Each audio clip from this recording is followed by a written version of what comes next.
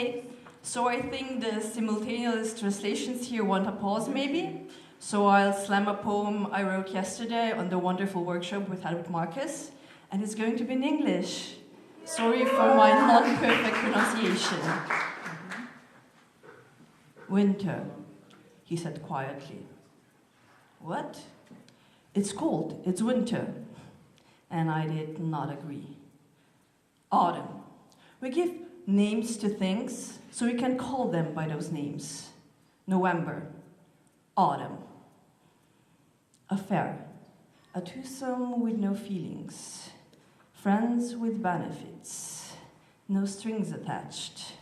A promise of a painless goodbye. Affair. Autumn. You're trapped in the boxes of society and language. It's cold, it's winter. Autumn. In winters, I fall in love. Voila.